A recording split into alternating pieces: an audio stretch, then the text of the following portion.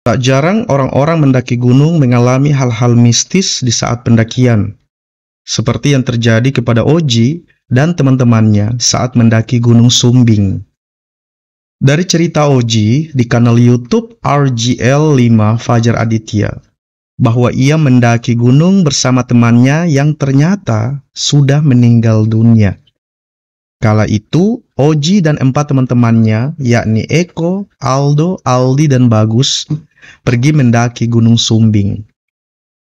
Teman-teman, selamat datang dan selamat bertemu kembali di channel Kakak Jo. Semoga teman-teman senantiasa mendapat perlindungan dari Tuhan Yang Maha Kuasa, dilimpahkan nikmat rezeki yang melimpah ruah, karunia serta rahmat yang luar biasa dari Tuhan. Dan teman-teman, malam ini kakak kembali akan membagikan sebuah cerita mistis tentang Oji yang mendaki gunung bersama teman yang sudah meninggal dunia. Nah, cerita ini kakak kutip dari gorontalopikiranrakyat.com. Mudah-mudahan teman-teman suka dengan kisah ini, cerita mistis ini, dan bersedia untuk terus mendukung pengembangan channel ini agar mampu berkembang lebih baik, lebih maju, bermanfaat, mengedukasi, serta menghibur teman-teman semua. Dengan cara men-like, men-subscribe, dan men-share video maupun channel Kakak Jo melalui media sosial, teman-teman.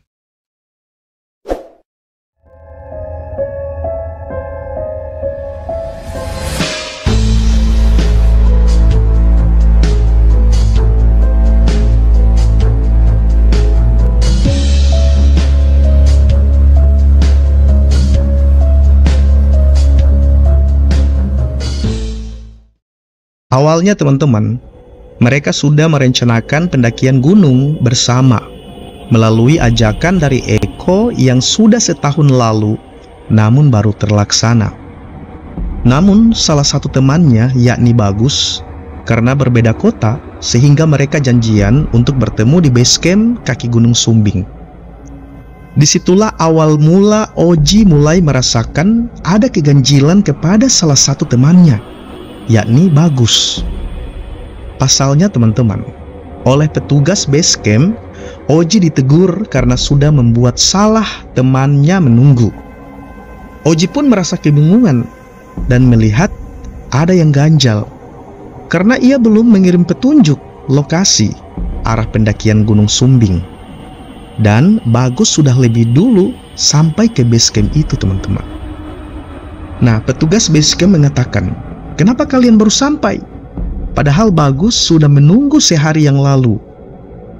Mendengar itu teman-teman, Oji tak habis pikir, karena baru 5 jam yang lalu Bagus chattingan melalui WhatsApp mengatakan masih di rumahnya. Lalu kenapa sudah di base camp bahkan sudah sehari yang lalu? Ketika itu teman-teman, mereka tidak menghiraukan lagi dan memperkenalkan Bagus ke temannya Oji, Aldi, dan Aldo. Diketahui Bagus adalah teman Eko di waktu kerja satu perusahaan dan janjian untuk mendaki gunung bersama.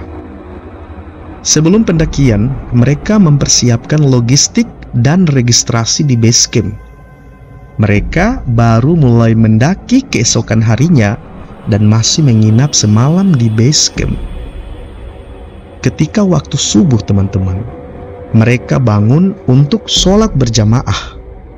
Namun Oji melihat keanehan karena Bagus tidak basah di saat mengambil air wudhu. Bagus saat berwudhu tepat di samping saya, namun anehnya tangannya tidak membasahi kulitnya. Sebagaimana hal ini kata Oji kepada Om Mamat di YouTube RGL 5 Fajar Aditya. Pada keesokan harinya, seusai sholat Jumat, mereka kemudian mulai mendaki. Namun teman-teman, Oji memperhatikan dari pagi hingga makan siang, Bagus tidak pernah mau makan. Anehnya lagi, ketika Bagus dikasih air panas, ia langsung menghabiskannya. Padahal airnya masih sangat panas teman-teman. Dan yang membuat aneh lagi, ketika menuju pos 1 Sanggaran dengan diantar ojek, Bagus malah sudah sampai terlebih dahulu. Bagus pun tak lepas dari perhatian Oji saat dalam pendakian, dan sedikit-sedikit meminta untuk beristirahat.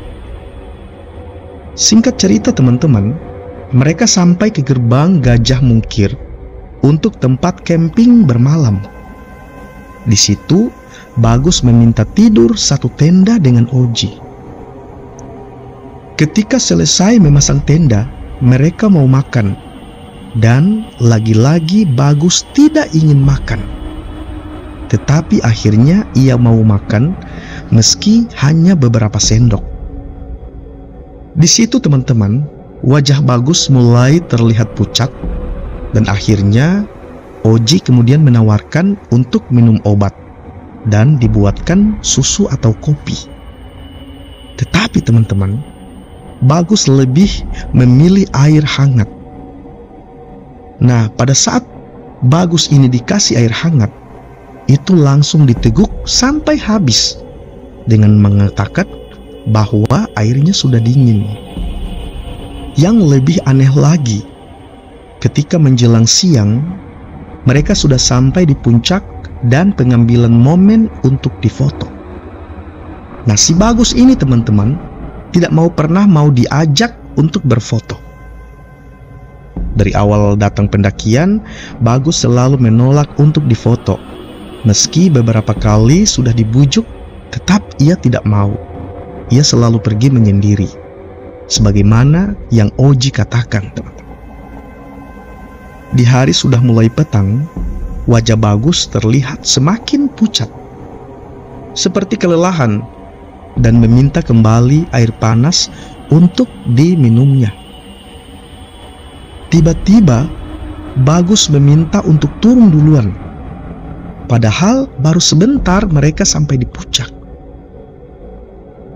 Akhirnya teman-teman, Oji mengikuti Bagus untuk turun dari puncak. Oji baru saja mau turun bersama Bagus. Namun langkahnya tidak terkejar meski Oji mencoba untuk berlari mengejar Bagus. Oji mengira Bagus sudah sangat mahir dalam berjalan. Sesampainya di tenda teman-teman, Bagus buru-buru untuk packing dan mengatakan akan pulang duluan. Nah, pada saat itu Oji menahannya dan mengatakan untuk menunggu Aldo, Aldi, dan Eko.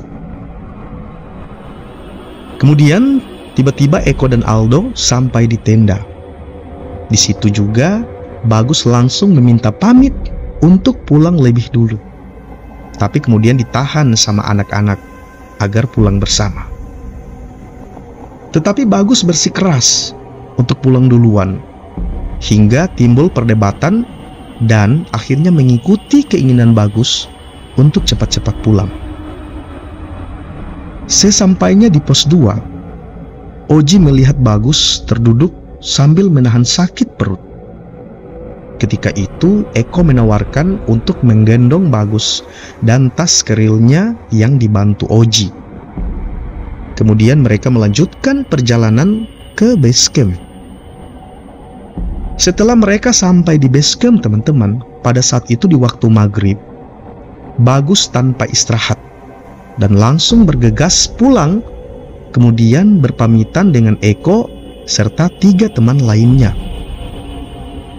Pihak pengelola melarang Bagus untuk pergi di saat maghrib, karena menurut orang di sekitar bahwa berjalan di saat waktu maghrib itu tidak baik. Namun Bagus tidak memperdulikannya dan langsung menyalakan sepeda motornya. Kemudian dia langsung pergi. Lagi-lagi teman-teman, ada keanehan yang dirasakan Oji. Karena ketika ada seseorang yang datang dari arah bawah ke base camp dengan sepeda motor juga, orang tersebut tidak bertemu dengan Bagus. Mas di jalan ke sini sempat bertemu dengan pendaki membawa sepeda motor juga, tanya Oji kepada yang baru tiba di base camp itu. Tidak mas, jika ada seseorang yang bertemu, tentu kita berpapasan karena jalannya sempit, jawab mas-mas itu kepada Oji. Teman-teman, mendengar itu, semua heran karena Bagus baru saja beberapa menit pergi dan tidak bertemu dengan mas-mas yang baru tiba itu. Oji tetap berpikir positif dan mulai persiapan pulang ke Purwokerto, tempat tinggal mereka bersama Eko, Aldi, dan Aldo. Dalam perjalanan pulang, yang mengerti jalan adalah Oji. Tetapi karena dia sangat mengantuk, ia meminta dibonceng di belakang dan Eko menyetir di depan. Sebelumnya teman-teman, Oji sudah memperingatkan ke Eko dan dua teman lainnya agar di pertigaan pertama mereka belok kanan menuju ke Purwokerto. Namun ketika sudah 1 jam perjalanan, semuanya menjadi heran karena jalannya berbeda dan sudah sampai di Purworejo, tempat tinggal Oji. Padahal jalan menuju Purwokerto dan Purworejo itu sangat berbeda. Namun semua tidak menyadarkan diri. Mungkin saja mereka di awal itu belok ke kiri, bukan ke kanan seperti yang dikatakan Oji. Karena sudah sampai di situ, Eko berinisiatif untuk mengajak Oji, Aldo, dan Aldi untuk mampir ke rumah Bagus, cuman sekedar beristirahat sebentar. Nah, teman-teman, ketika sudah di gang menuju rumah Bagas, mereka melihat ada bendera kuning tepat di depan rumah Bagus. Dan banyak orang seperti mengadakan tahlilan. Sambil menangis, adik Bagus menghampiri Eko dan mengatakan bahwa kakaknya si Bagus itu sudah meninggal karena kecelakaan sepeda motor 2 hari sebelum mau mendaki. Mendengar itu semua teman-teman, Oji beserta teman-temannya tuh kaget dan merasakan lemas ke seluruh tubuh. Saat itu juga menjawab semua keanehan yang dialami mereka bersama Bagus pada saat mereka melakukan pendakian. Teman-teman, keluarga dari Bagus almarhum langsung mengajak Oji, Eko, Aldi, dan Aldo masuk ke dalam rumah dan menjelaskan peristiwa yang terjadi kepada almarhum. Ternyata 2 hari sebelum mendaki gunung, Bagus mengalami kecelakaan di saat perjalanan pulang membeli logistik untuk persiapan mendaki.